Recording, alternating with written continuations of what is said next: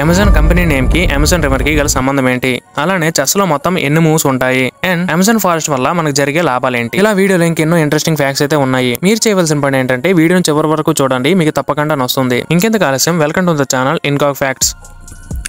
Amazon కంపెనీని Jeff Bezos గారు start చేశారు. అలా స్టార్ట్ చేసినప్పుడు ఆ కంపెనీకి ఒక నేమ్ పెట్టాలి. అయితే ఏం నేమ్ పెట్టాలని ఆలోచిస్తున్నప్పుడు అమెజాన్ అయితే కరెక్ట్ గా ఉంటుందని నిర్ణయించుకున్నారు. ఆ తర్వాత ఆయన్ని అమెజాన్ అనే పేరుని ఎందుకు పెట్టారని కారణం అడిగితే ఇలా చెప్పారు. కంపెనీ నేమ్ మొదట ఏతో స్టార్ట్ అవ్వాలని అనుకున్నాను, ఎందుకంటే ఏ ఆల్ఫాబెట్స్ లో మొదట వస్తుంది, అలానే డిక్షనరీలో కూడా ఫస్ట్ ఆర్డర్ లో ఉంటుంది. అలా ఏతో నేమ్స్ వెతుకుతుంటే అమెజాన్ రివర్ ఐడియా వచ్చింది. అమెజాన్ రివర్ ఎంత పెద్దదో అలానే నా కంపెనీ కూడా అంత డెవలప్ అవ్వాలని నమ్మి ఆ పేరు పెట్టానని చెప్పారు. ఆయన నమ్మినట్టుగానే ఇప్పుడు ఆ కంపెనీ హై రేంజ్ లో ఉంది.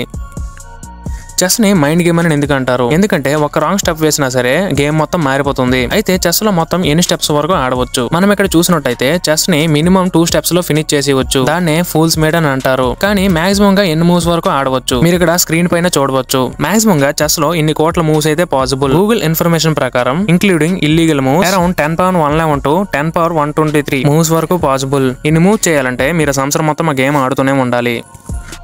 అమెజాన్ ఫారెస్ట్ ఎంత పెద్దదో మనందరికీ తెలుసు. దాదాపు 140 కోట్ల ఎకరాల్లో 9 కంట్రీలని టచ్ అవుతూ ఉంటుంది. అయితే ఈ ఫారెస్ట్ భూమి పైన 20% ఆఫ్ పీపుల్ బతకడానికి సహాయపడుతుంది. అదే ఎలా అంటే మనుషులకు కావలసిన 20% ఆఫ్ ఆక్సిజన్ ని ఈ ఫారెస్ట్ ఇస్తుంది.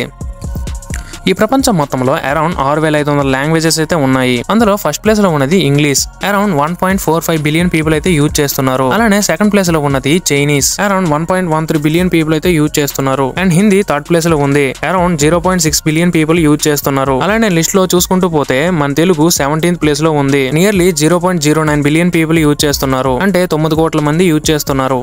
మీ అందరికీ చిన్న రిక్వెస్ట్, ఇక్కడి వరకు వచ్చారు కనుక ఇప్పటి వరకు వీడియోకి లైక్ కొట్టకపోయి ఉంటే ఒక లైక్ కొట్టేయండి. అలానే సబ్స్క్రైబ్ కూడా చేస్తారని కోరుకుంటున్నాను.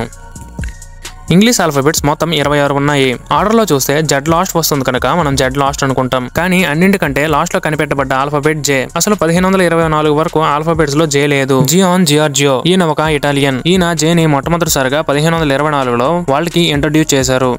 So thanks for everyone watching. వెళ్లే ముందు వీడియోకి ఒక లైక్ షేర్ కొట్టేసి వెళ్తారని కోరుకుంటున్నాను.